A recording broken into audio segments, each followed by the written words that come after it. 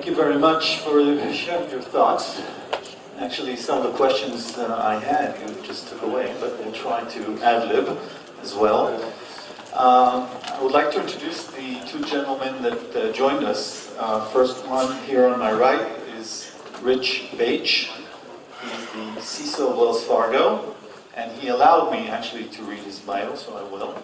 So Rich is the CISO of Wells Fargo. Prior to joining, he was principal at Deloitte, where he led the global cyber threat. And he's also a retired Naval Information Warfare Officer, and after 9/11, he was helping the NIPC at the FBI. He's also the author of an award-winning book, Winning as a CISO, which in my mind is an oxymoron, but never mind. And welcome, Rich, and thank you for joining us. Please. Also with me is Nadav, whom some of you heard yesterday. He's the co-founder and CEO of Team 8, and before that he was head of IDF's Technology and Intelligence Unit, 8200, as well as founder of the IDF Cyber Command, and today he's also my boss, so I'll be nice to him. Welcome, Nadav. So, gentlemen, actually Bruce was talking about a lot of the damaging information that came out in this Sony event. There were atypical things, like emails, salaries, gossip, bad Obama jokes. Actually, we had our own bad Obama joke here in Israel, but we won't talk about that. So, if everything is potentially damaging, how can companies and CIOs and CISOs identify their crown jewels and actually protect them? Maybe Rich, you want to take this off? So, I mean, it's an interesting question because, in general, you can't necessarily spend the amount of money that's required to protect everything at the highest level. So, from an organizational standpoint, trying to prioritize your assets is a function most organizations do. And then around those assets, you may choose different deployments of defensive measures to protect them. And I'd say it probably wasn't the individual elements that caused the damage. It's the fusion of the data to help tell the story and the consequences. So I think the example that you use is more about consequential management rather than just the theft of individual data. Thank you. Doug? I think there's no generic answer. I think it has to do with the context of your specific organization, the specific organization that you're running. Basically, I agree with Rich. I mean, if you protect everything, then you're basically protecting nothing.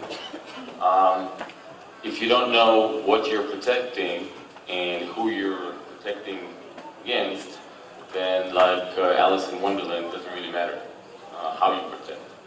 So basically, I think what organizations have to do is identify what their specific crown jewels are in what context versus which adversary, and only then you can narrow it down to a small percentage of your data, of your infrastructure, of your personnel, and it's a hard job.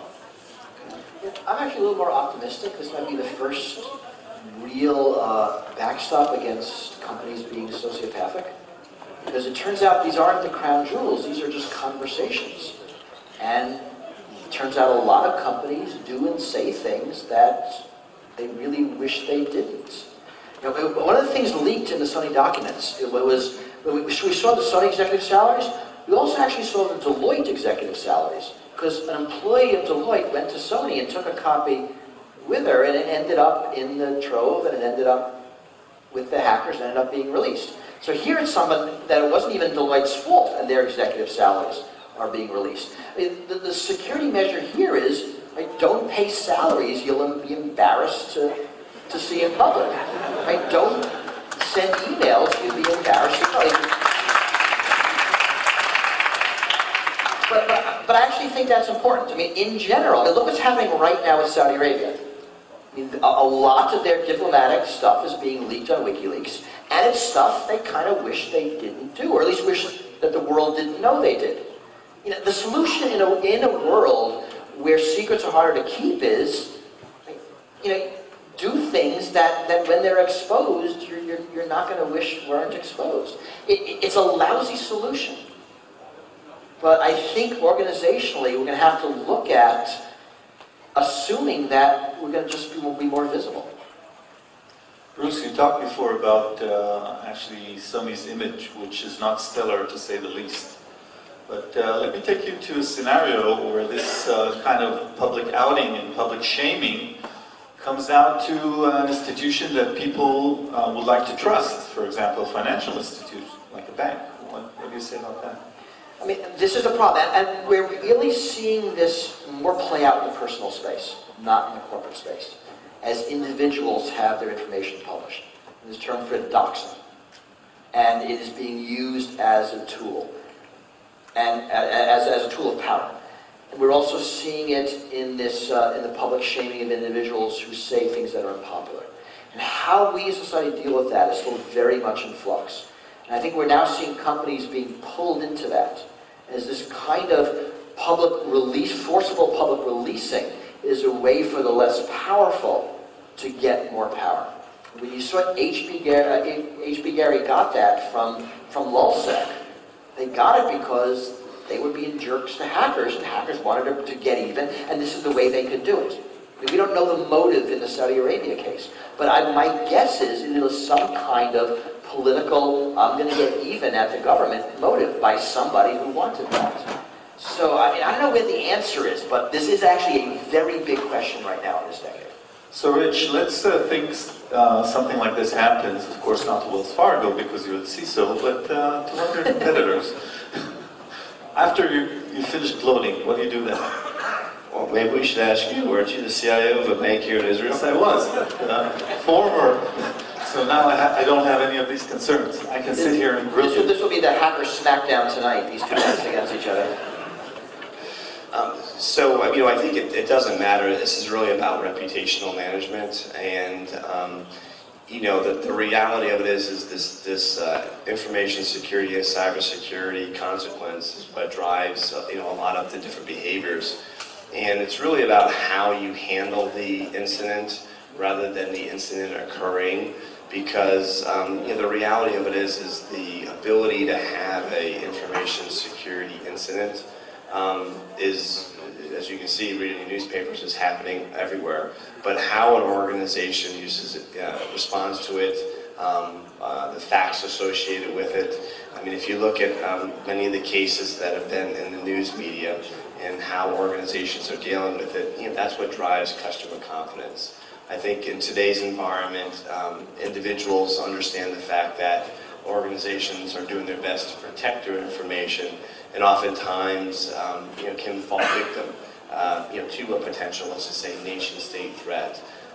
When an organization, unfortunately, falls victim and maybe didn't take appropriate action or have sufficient controls, you know, there could be a backlash, you know, from their customers.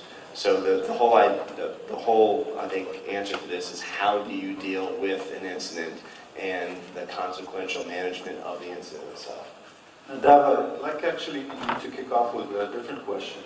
Sony, it's believed, and actually Bruce referred to it, that the attack took a very long time, and they moved the Sony network for months, actually, before the network went down and the attack went public.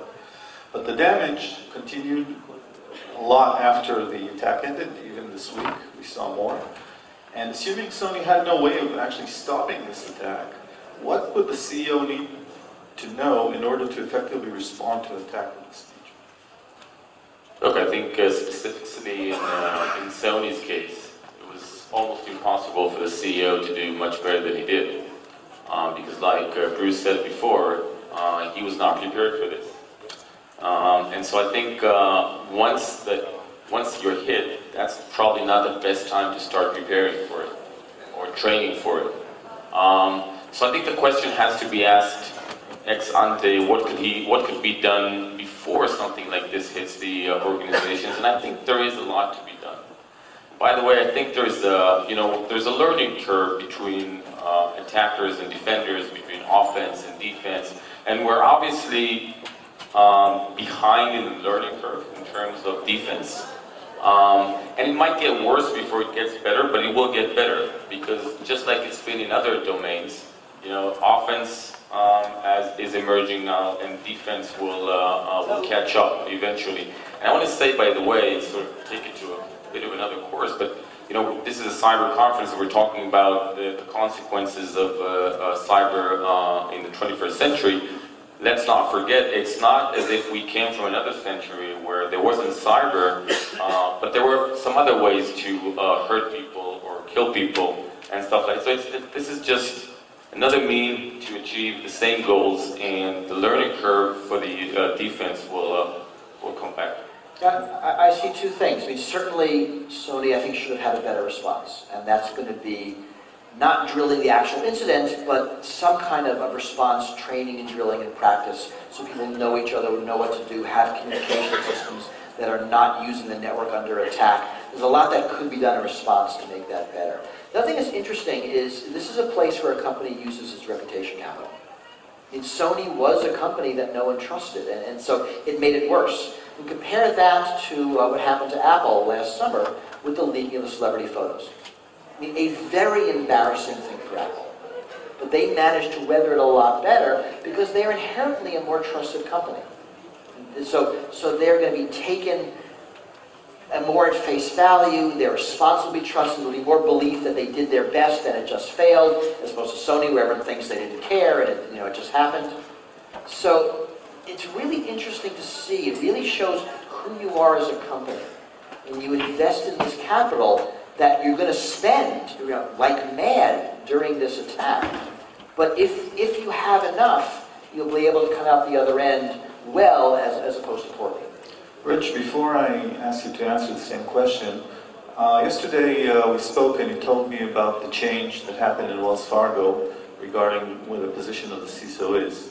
So if you could also tie that into your response, and because what happens, if you could explain what Wells Fargo did and how that could potentially change the response of the bank in such a attack. Sure. So I think great points. It really comes down to, again, how you handle an incident.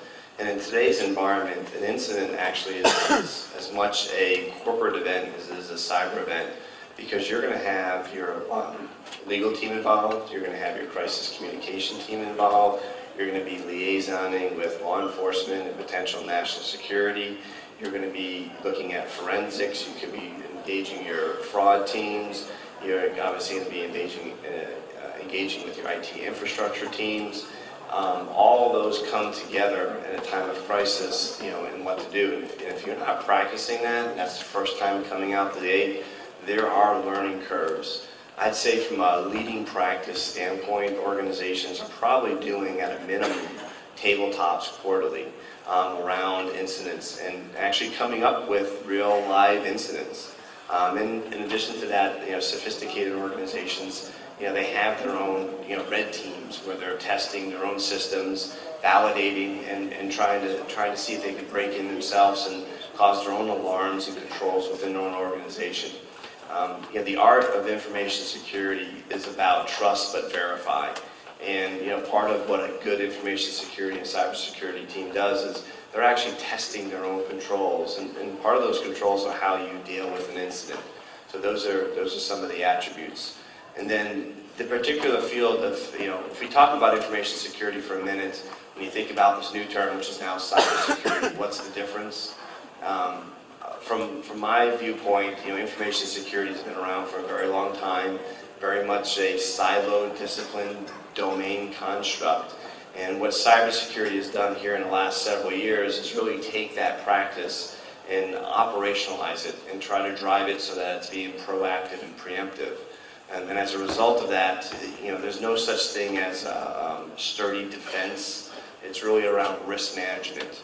So from a corporate standpoint, you're going to see organizations move a lot of their information and cybersecurity functionality out from a traditional IT infrastructure and move over to maybe the risk office or the operations office, because you want to have that segregation of duties between traditional IT practices. Good information security practices and cyber practices have a huge dependency on technology and the technology teams adhering and maintaining their infrastructure to a higher level, good defense, as well as obviously the Security Operations Center, and many of those being merged into Cyber Threat Fusion Centers, where you can kind of say it's not the offense of the company, but it's the ability to be proactive and preemptive through analysis, whether that be open source, through partnerships and engagements with law enforcement and national security. So, you know, the emergence of going into cybersecurity and the emergence of the reporting structure moving out from, let's just say, the CIO, I think it's something you're going to see from an industry change here in the next few years. Thank you. I'd like to actually kick off the last question, referring, Bruce, to what you said about who should have defended Sony. We are used to the fact that if we're attacked by a nation, then we have our own nation, our own military, etc., defend us. But here we have a type of asymmetrical warfare, and I think this was mentioned a few times during the past 2 days. So in this world, how can any enterprise, corporation, prepare, defend? What should we do? Basically, as enterprises, we're focused on businesses, doing our business, selling more, making more revenues, etc. Suddenly, we're in the war. We have to, buy helmets? What do?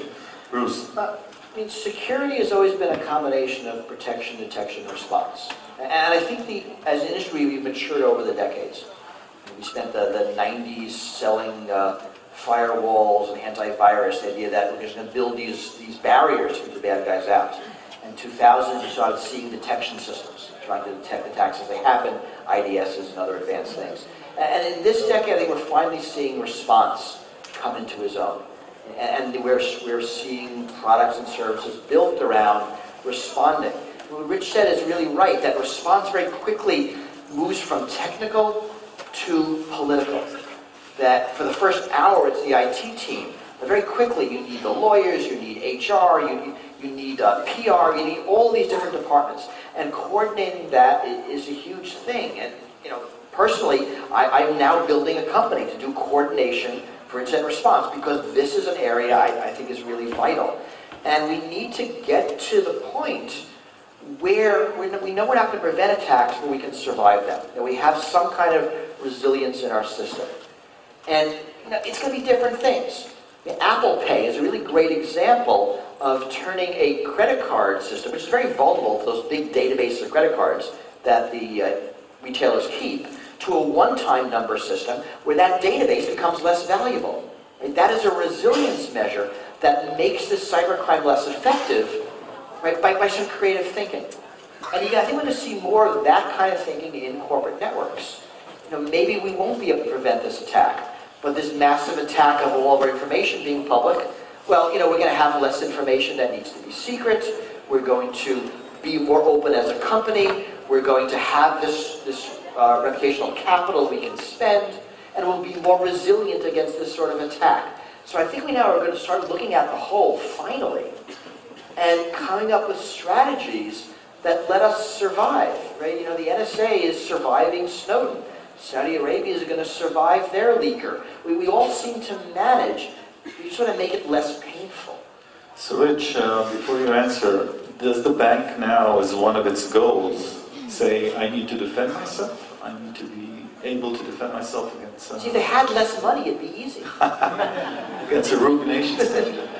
So from a financial services industry standpoint, you know, specifically to the United States, there's strength in numbers. So we have a governing body which helps policy with the government called the FISIC. Then we have a tactical operational body called the Financial Services Information Sharing Analysis Center. And those things are put together because the reality of it is no financial institution normally is the only one experiencing a potential attack, exploit, whatever it may be. And by sharing that information, you know, the financial institutions obviously can potentially, you know, respond in a particularly coordinated way to understand what a particular, you know, attack is being launched, let's just say, across the industry. That also has tie-backs into the government to set the stage as far as the ability to get the proper information sharing out to the right individuals so that the appropriate actions can take. So speed is critical, and to piggyback on what Bruce said is today, I think the effective organization is the one who can demonstrate the shortest lapse time between identifying an incident and being able to isolate, retain it, detect it, and then how you respond to it. So lapse time, I think, is a term we're going to hear a lot more about. Nadav, as one of the top experts on asymmetrical warfare, here's me sucking up to my boss. What can you say about the situation? Look, I think, first of all, I think CEOs and top C-level managers of larger organizations are going to have to start thinking like leaders of small nations. By the way, in the 21st century, some of these corporations have more impact on everybody's lives than the national leaders of their nation states have anyways. And so I don't think it should be a surprise for these leaders or these CEOs and their C-level and the boardroom that they now have to deal in globalized asymmetric warfare situation with the strategic planning, just like leaders of nations had to do in the 20th century. And it is changing the world, but it's not impossible to get a decent cyber posture for an organization if you know what you're defending, who you're defending against, and you prioritize and segment the things that are really important. And like Bruce said, if the norm used to be in the past that mostly everything is private and very little that you choose becomes public, vice versa. So mostly everything is public.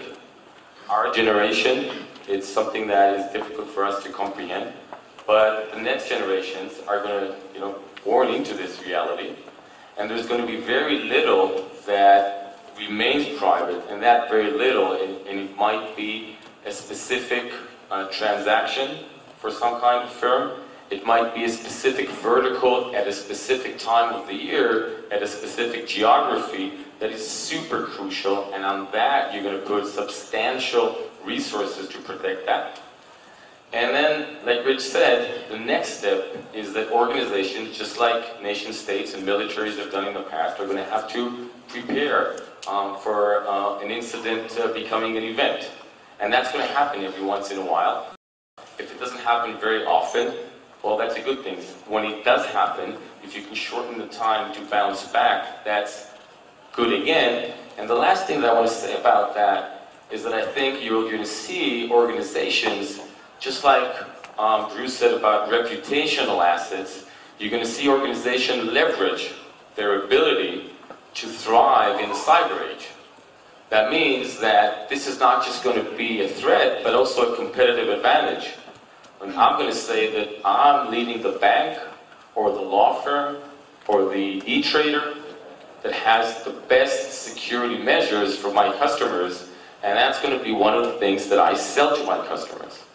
So the whole notion of cyber is not just about the threat, it's obviously also an opportunity, not only for cyber vendors, but also for everybody on Earth, and it's going to become everybody's problem.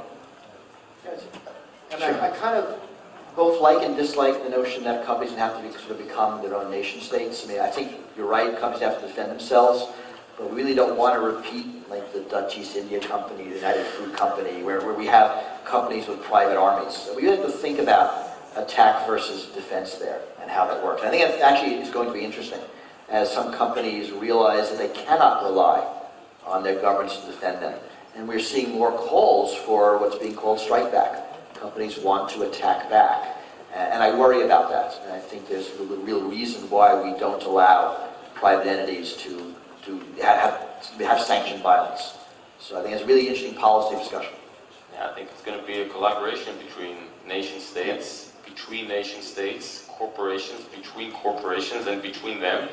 And somebody said last year, I think it was Keith Alexander, that cyber is a team sport. So obviously we don't expect companies to take action, violent actions, but we do expect them to be very well able to protect themselves. Gentlemen, I want to thank you very much. for your thoughts, sharing them with the audience. Thank you very much. Thank you.